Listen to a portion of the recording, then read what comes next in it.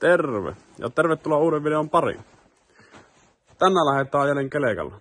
Rupeaa kelekkakin olleen siinä kunnossa, että voi alkaa ensitestit ottaa nyt sen jälkeen, kun on laitettu moottori kiinni ja variaattorikin säädetty.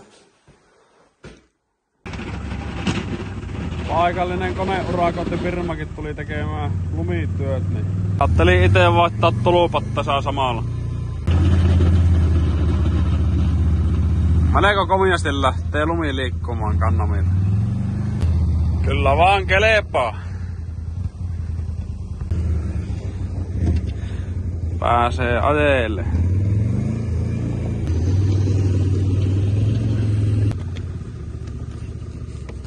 Lisätään vielä vähän jäähytinnestettä tonne.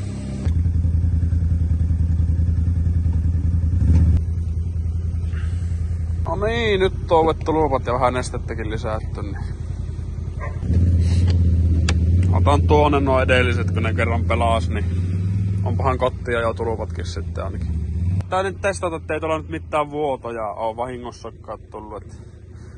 Ja vähän turhan korkealla. Oho, katoppa ton korkkikin. Katsotaanpa miten se. Käykö se vielä yhtä korkealla kierroksella?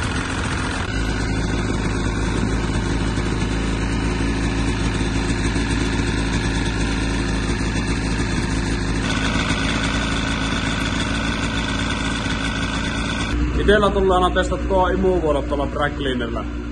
Kertokaapa kommenteissa, että onko se oikea tapa. Mä oon jostakin pikkupojasta asiana, jos oli joku imuvuoto vaikka kaasarin kaulalla, niin sitä kun suhtuuttelee, niin kierrokset alkaa reagoimaan, jos oli joku imuvuoto.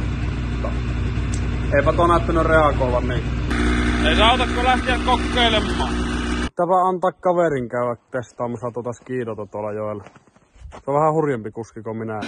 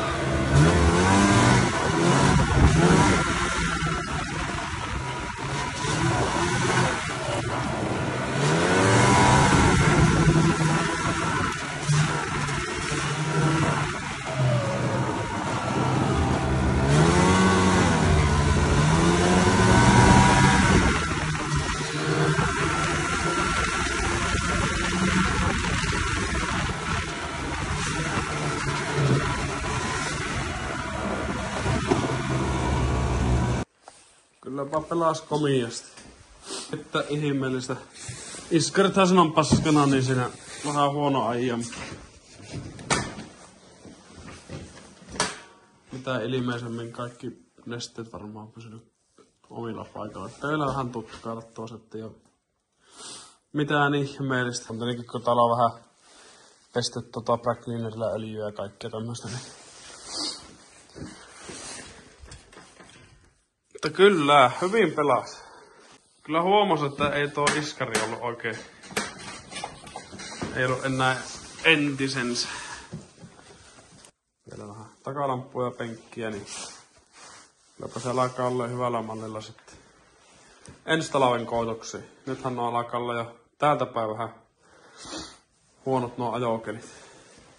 Jos tykkäsit videosta, niin laita peukku ylöspäin. Niin tiedetään, ketä kiinnostaa nämä videot. Mutta kun seuraavaan kertaan. Kiitos, moi!